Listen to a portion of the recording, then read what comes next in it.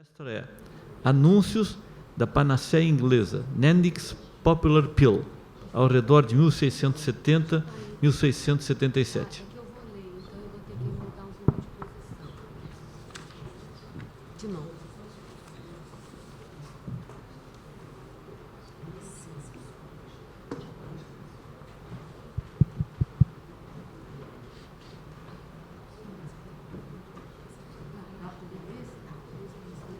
Para frente é esse?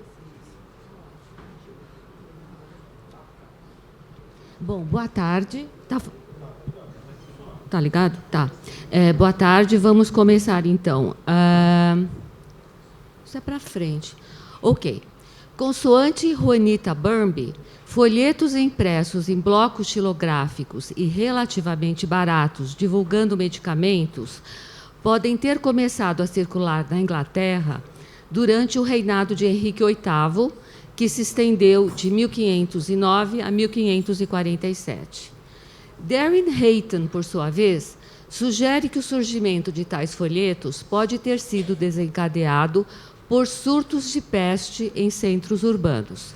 A propósito, nos 39 anos do governo de Henrique VIII, ao menos 6 grandes surtos graçaram em terras inglesas.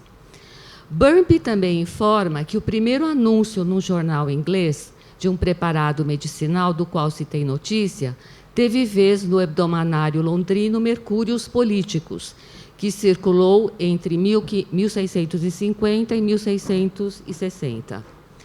No anúncio em questão, datado de 11 a 18 de novembro de 1652, Theophilus Buckworth anunciou, como fez em muitas outras ocasiões, seus famosos losangos ou peitorais, segundo ele, aprovados para a cura de tísicas, tosses, catarros, asmas, rouquidões e todas as outras doenças que incidem nos pulmões.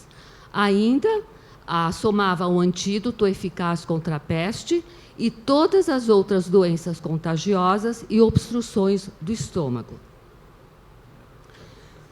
Além de folhetos e anúncios em jornais, fabricantes de medicamentos também recorreram a brochuras ou cadernos para divulgar suas fórmulas.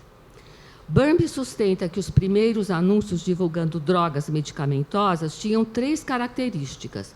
Estas seriam o medo de falsificações, a promessa de cura de enfermidades tão díspares quanto uma infestação de vermes até uma hemorragia cerebral, e a inclusão de pelo menos um testemunho. Hayton acrescenta mais 3 atributos, a saber, desacreditar rivais, listar sintomas para facilitar o autodiagnóstico de possíveis consumidores e oferecer conselhos e amostras gratuitos. Pensando bem, as primeiras características enumeradas por Burnby e Hayton são causa e efeito de um mercado extremamente competitivo. Tentativas de prevenir pirataria geraram várias medidas para assegurar a autenticidade. A mais extrema talvez tenha sido encomendar garrafas moldadas em formas peculiares, com dizeres gravados em relevo.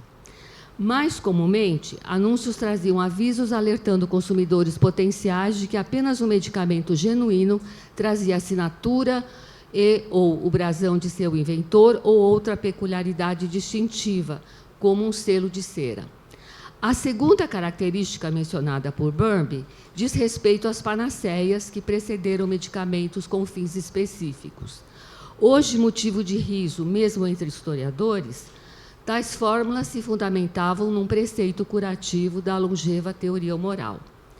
Só para lembrar, esta postulava que o equilíbrio dos humores poderia ser restabelecido mediante dieta, exercício, aquecimento, ou seja, aplicação de ventosas, sangria e purgação.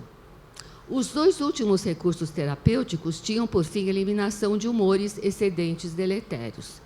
Dentre tais artifícios, qualquer laxante poderia, ao menos em tese, curar diversas mazelas, e, como tal, se afigurava uma lídima panaceia, a exemplo dos peitorais de Buckworth.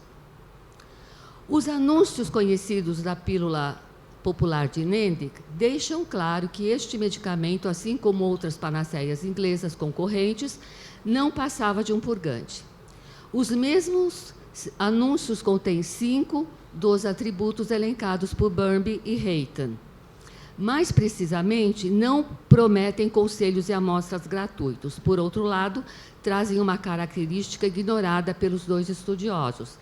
Tal característica era, segundo Alan Whitney, uma rede de agentes dentro e fora de Londres autorizados a vender a panaceia de Nendick. Aliás, a pílula aqui em foco foi cognominada à semelhança do nome de seu fabricante, um obscuro doutor Humphrey Nendick, de Londres, que provavelmente não passava de um empírico. A base Early English Books Online contém 8 anúncios divulgando a pílula de Nendick, publicados entre 1670 e 1677. 3 desses anúncios foram publicados no ano de 1670. 2 são volantes de uma página com títulos distintos. Combinando os títulos dos 2 volantes precedentes, o terceiro folheto tem 2 páginas. Datado de 1674, o 4º anúncio compreende 14 páginas. Publicados em 1675 e no ano seguinte, os 5º e 6º anúncios são brochuras com títulos parecidos com o 4º, porém mais modestos, têm 8 páginas. Em compensação, trazem uma ilustração na primeira página. Igualmente compreendendo 8 páginas, os 2 últimos anúncios conhecidos vieram à luz em 1677. Os 8 anúncios da panaceia de Nendick, vindos à luz num intervalo de 7 anos, sugere que ela teve uma existência efêmera. Com efeito, 3 mudanças dramáticas na derradeira brochura sugerem que o ocaso da pílula de Nendick estava próximo. Uma dessas mudanças foi seu novo nome, Antídoto Herculano, ou o elixir germânico áureo. As 2 outras mudanças constam na 8ª página. A confirmação de que o medicamento de Nendick também passou a ser oferecido na forma líquida. Segundo, a redução da rede de agentes autorizados a vender a pílula de Nendick. Na primeira brochura de 1677, constavam 42 agentes em diversas cidades e vilas inglesas. Já na segunda, apenas 21 pessoas ou locais, todos londrinos, foram listados. Será que os anúncios da fórmula de Nendick trazem indícios do insucesso dessa panaceia? Sendo que houve panaceias que foram vendidas durante 2 séculos e meio, inclusive. Desde o primeiro volante de 1670 até a derradeira brochura de 1677, os anúncios da pílula de Nendick insistem que, dentre outras enfermidades, a fórmula em tela seria particularmente eficaz contra o escorbuto. À primeira vista estranha, a primazia dada ao escorbuto pode derivar da tendência, iniciada em meados dos 600, de considerar-se o escorbuto um rótulo conveniente para uma ampla variedade de estados mórbidos. Mas cumpre perguntar: será que os potenciais consumidores do comprimido de Nendick estavam a par do modismo teórico subjacente à estratégia governando os anúncios dessa panaceia? Eu acredito que não. Obrigada.